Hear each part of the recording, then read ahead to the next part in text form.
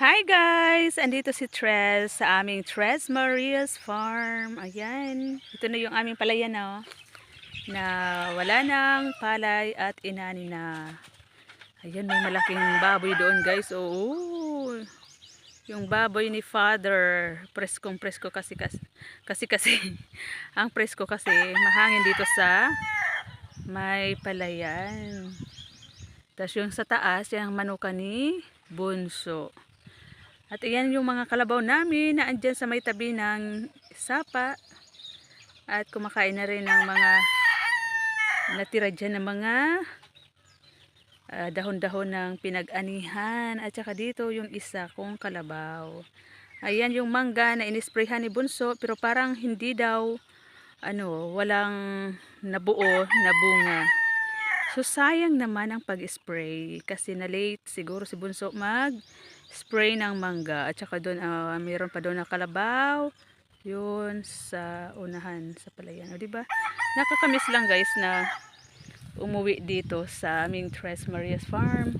Ito kung makikita nyo to guys, matatandaan nyo. Nung unang vlog ko iyan ay mga baby patong mga puno ng niyog. Pero ngayon tingnan nyo, ang tataas na at ang daming bunga. Ayan o. Daming bunga ng isa na yan o. Yan o. Punong-puno ng bunga at saka ang lalaki ng mga bunga niya. Siguro kasi yung galing sa pupo ng baboy yun. Na-absorb dyan sa yung nutrients na pupunta dyan sa nutrients ng niyog.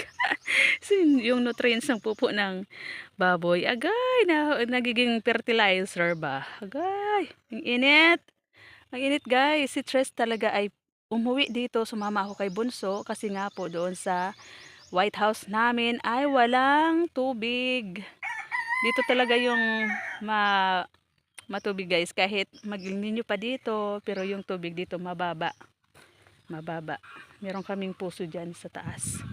So ayan, puntahan natin doon. Magsisilip tayo kung mayroong pumelo. Ayan, init. Nangingitim si Tres. Tapos magsisilip-silip na rin tayo kung mayroon itlog yung mga itik. Ayan, yung kalabaw ni Tres. Na mga anak. Naku, wala talagang nabuo. Kahit isang mangga.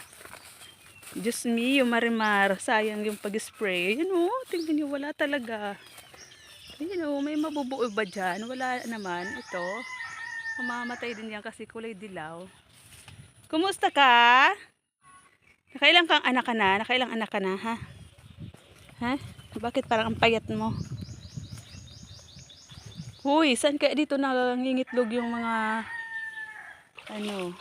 itik? Dito daw yung naglalangoy-langoy ang mga itik. Sayang guys, no? Kung sana nabuo yung mga bunga nito, ang dami sana. Ito yung mangga namin na natumba na pero nakatukod yung katawan niya sa ilog kaya hindi siya totally namatay. Sayang na sayang. Ang dami sana, punong-puno sana ng bulaklak. Pero ni isa, wala talaga akong nakikitang nabuo. Sayang na sayang. Sayang na sayang lang ang pang-spray ni Bunso. Wala man lang siyang nakikitang mabubuo. Baka meron din naman yan oh. Ano kaya? Mabubuo kaya yan? Kasi kulay dilaw eh. Baka mamaya malalaglag din naman yan. Sayang talaga. Sayang talaga. Oh, ito ba yung sinasabing ano? Ano tawag dito oh? Kulay green. Tumutubo dito sa sa ilog oh. Ano ba yan? Ano ba yung tawag dyan? Oh, tingnan nyo oh, hanggang doon.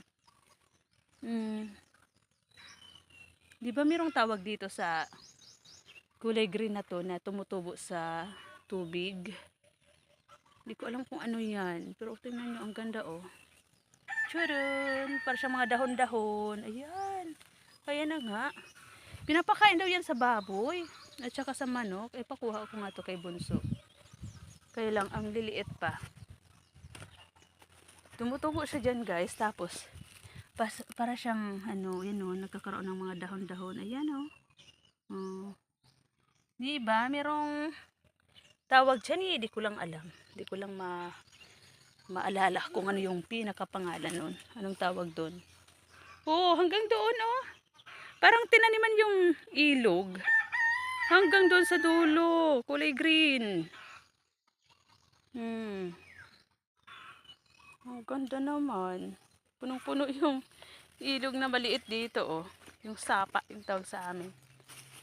Merong mga tilapia dyan sa ilalim guys. May mga tilapiyang sumisilong dyan sa ilalim. Oh, tingnan nyo talaga oh. Para talagang itinanim, no? Yan oh. Para siyang itinanim. Ilog na kulay green. Yun pala, puro mga dahon-dahon dyan na tumubo. Yun oh. Hanggang dyan.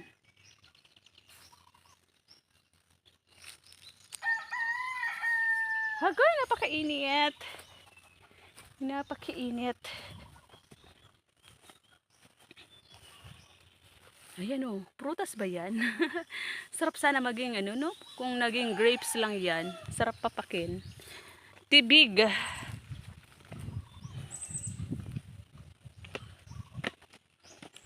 Ayan. Ayan, puro pa yan pala ano na nitres. Mga kanyugan. Kanyugan pa yan nitres. Tapos ito yung kuprahan namin dito. Nawala na yung kubo. Kasi nasira na daw. Ito yung mga bunot niya oh. Sarap gatungan. Ay, ang daming bunga ng Inchan Mango. Manguha tayo. Yan guys oh, ang daming bunga ng Inchan Mango. Kikita nyo ba? Yan sa taas. You know? Sa dulo. Yan. Hindi makita. Tapos yung yan mga ibang puno guys, yan ay rambutan, pomelo, santol. Yung santol pala ay namumunga na. Yan. Tapos, asan na yun? Yung mga rambutan doon sa dulo. Tapos pili din. Samot-sari mga prutas-prutas. Yung bayabas dito na malalaki, ayan, hindi namunga.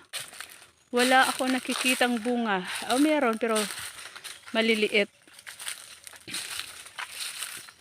Ayan, maraming langka din ako nakikitang bunga. Oh. Sarap pahinugin. Ito yung kagubatan dito sa Tres Marias Farm. Wala ako nakikitang bunga ng pomelo.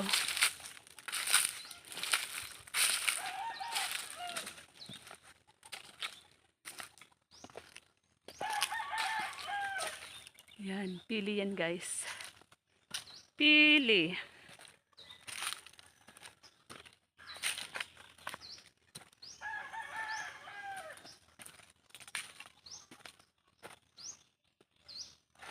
Ayan oh, may pomelo. Kaya lang bata pa, mura pa. Ayun, ang dami bunga ng avocado. Uy. Ito yung masarap na avocado. Yan oh. Ang daming bunga. Ang daming bunga ng avocado. Yung mga dalanghita, kalamansi, ayun oh, mga kalamansi yan. Walang bunga at itong mga rambutan dito sa ilalim. Di pa ngayon tagrambutan no. Ayan. Puro dahon ng rambutan. Ayan. Tapos doon sa dulo, yung malalaking puno dyan. Puno ng pili. Doon, kanyugan pa rin. Tapos dito ito, punong-puno to sa dati ng ano. Punong-puno to dati guys ng saging. Yung binagyo na wala ang mga saging. At itong dalanghita na to, hindi pa namumunga, ang sarap putulin. No, kapag hindi pa namumunga yung dalanghita daw, dalandan, putulin na kasi wala naman pakinabang eh. Kalaki-laking puno, hindi namumunga. Buti pa yung andun sa aming bahay na isa. Pati doon oh, may malaking puno doon ng dalandan. Hindi man lang namumunga. Kaya ang sarap putulin. Diba? Yan, dalandan pa yan. Puti pa tong kalamansi, oh. Merong bunga, maraming bulaklak. Kahit ang payat ng katawan. Diba?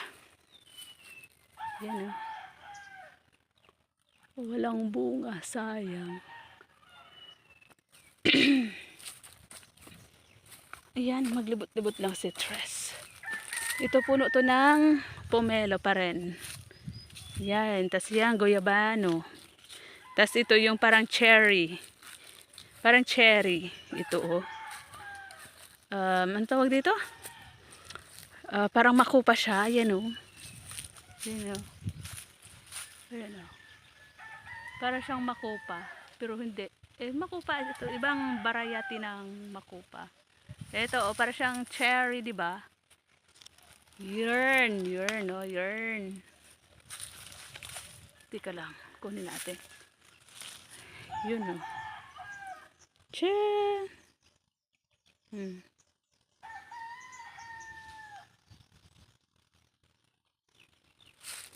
Ang presko dito guys. Dito ang gusto ko magpabahay dyan oh.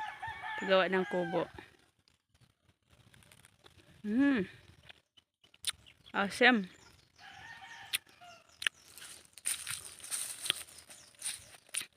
Grabe yung iniwanan namin ng mga puno dito na mabababa pa ngayon. Ang tataas na. Ang daming laglag na dahon. Ang sarap gawing walis.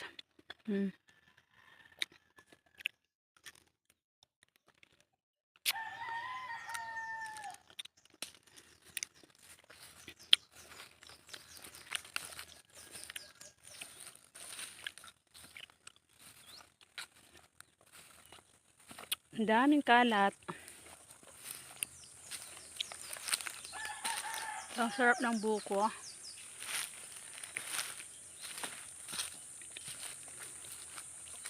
Ayan oh, ang daming bunga ng Indian mango.